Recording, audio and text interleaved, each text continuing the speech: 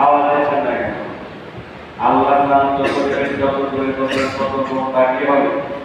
হালকা হয়ে যাবে। দেখবেন যত আল্লাহকে ডাকবেন, যত শুকরিয়া আদায় করবেন, তত আপনার মনটা অন্তত আপনার হালকা হয়ে যাবে। বলেন আলহামদুলিল্লাহ। যে মহান মানুষ যার জন্য এত কিছু পেয়েছি, এত সুন্দর মালা পেয়েছি, এই যে টুপি পরে আছি, জুব্বা পরে আছি, এত সুন্দর সুন্দর কাপড় পরে আছি, যেই মানবতার মুক্তির দূত আখিরাতের সাফায়াতকারী নবী জনাব মুহাম্মদ রাসূলুল্লাহ সাল্লাল্লাহু আলাইহি ওয়াসাল্লাম। বিরাদারিল্লাহ, পবিত্র কালাম মাজিদ থেকে সূরাতুল আনার ৬ নম্বর সূরায় ১ নম্বর আয়াতে তেলাওয়াত করেছি। আল্লাহ তাআলা যদি তৌফিক দান করেন তাহলে এসব কিছু আয়াত দেখে আমি আমার খুতবাটি করার চেষ্টা করব।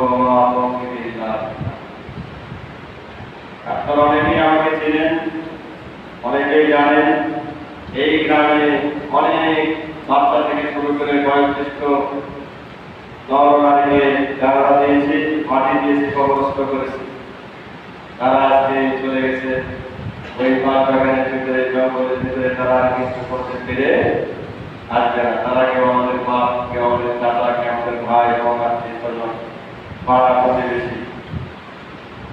আমরা প্রত্যেকটা মানুষ মনে উচিত মৃত্যুবরণ করতে হবে, সবাই জানি, কিন্তু আমরা অদমরোগী আমল করি না।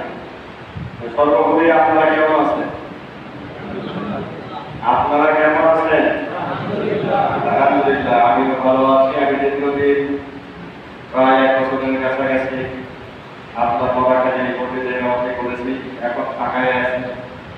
এই কারণে আজকে আমাকে এখানে পাঠানো হয়েছে সমস্যা। হঠাৎ সকালবেলা ভাই আপনাকে একটু খাওয়া করে দিতে হবে। আমি মনে করছি এই মসজিদটা আপনারা এখনো ছাড়তেই পারেন, কারণ কিছুদিন আগে এখানে বসে যাওয়া থেকে আমার পরিবারের সাথে যাই হোক সুন্দর, মসজিদটা খুব সুন্দর হয়েছে, ভালো হয়েছে। আল্লাহ তাআলা যেন আরো ভালো করে তৌফিক দান করেন। আমিন। আল্লাহ তাআলা প্রত্যেকটা মানুষের পার্থিব জীবনে কাজকর্ম ফেলে রেখে, দুনিয়ায় ফেলে রেখে মসজিদে ধাপি হওয়ার জন্য আল্লাহ তাআলা ঘোষণা করেছেন সূরা জুমার ৬২ নম্বর সূরা ১০ নম্বর আয়াতে বলেছে, বান্দাদের জুমার দিনে তোমরা কাজ করো না, জুমার দিনে তোমাদের কাজকে বন্ধ করে দাও। জুমার দিনে তোমরা কি করো? বাড়ির কাজের মধ্যে মা বোনেরা আছে, সারাদিন কাজ করতে আছে, এই ঘর মুক্ত করতেছে, রান্না করতেছে, গোসল করতে করতে খুতবা শেষ। অনেক পুরুষ আমাদের মধ্যে আছে যারা কাজ করতে করতে কাজকে পালাতে দিতে এমন সময় আসে যখন ইমাম সাহেব নিচে নেমে যাবে, শেষ করবে, তখন দেখবে কিছু মুসলিম দেশের পিছনে বসে যাবে, আছে না? আবার যখন সালাম ফিরাবে তখন দেখবে যে পিছন থেকে মানে শুধু জমার দিয়ে আসে আর যায়। একটু মুসলিম আছে না?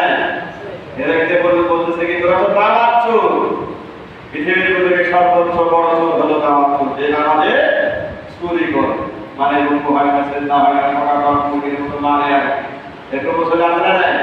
রুকুই হচ্ছে না ভাই, মাথা কারা করতে পারছি না, মাথাতে লাগছে। অবশ্যই লাগবে ভাই, আপনি ৭ বছর থেকে সলাতে থেকে ১০ বছর বয়স হয়েছে, আপনার সন্তানকে সলাতে থেকে দিয়েছেন, এই কারণে আপনার মাথা হারে না। যেই ব্যক্তি আজকে জুমার দিন সলাত করতে এসেছে, এই ব্যক্তির কালকে আমাদের ময়দানে আপনার কোরআনের মধ্যে এসেছে, ওই ব্যক্তিকে প্রশ্ন করা হবে, আজকে তুমি রুকু করো, সেই দিন এই ব্যক্তিরা রুকু করতে পারবে না। কারা জানে?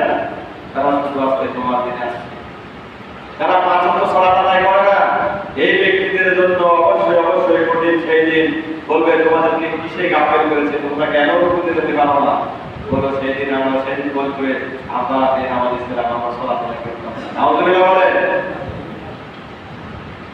আল্লাহ তাআলা এই কারণে বলেছেন, আল্লাহ বান্দারা তোমরা জমিনের বুকে পড়ে আছো রে, আজকে তোমরা দেখো না তোমার বাচ্চারা গণিত কবরে চলে গেছে, মায়েরা চলে গেছে, ভাইরা চলে গেছে, এই সামনের কাতারে চলেছিল একদিন, আজকে তারা নাই, কথা বলে ঠিক না বেটি? এই সামনের কাতারে ফজিলত আমরা এই জায়গা পিছনে বসে আছি, এরকম এইভাবে বসে আছি। যদি তোমার দিনের কোনো ব্যক্তি ফজিলত জানতো, ওই ব্যক্তির যদি দুইটা হাত না থাকতো, দুইটা পা না থাকতো, যদি মুখ না থাকতো, জীবনটা বেঁচে আছে, এই ব্যক্তির যদি খালি জীবন বেঁচে থাকতো, ওই ব্যক্তি যখন আলাদা হয়ে যেত, ছাত্রের কাতারে ফজিলত জানার কারণে অনেক অনেকে লেগে যেত, ঢাকা তলালে টুকরো লেগে যেত। আল্লাহু আকবার বলে। এরপরে আল্লাহ বলেছেন ওই ব্যক্তির হাত নাই, ওই ব্যক্তির পাও নাই, জীবন আছে, দাঁত আছে, ওই বাড়ি থেকে মাটি কাঁপিয়ে কাঁপিয়ে বুক কাঁপিয়ে সামনে কাঁপালে সে জায়গায় নিয়ে যেত। আল্লাহু আকবার বলে।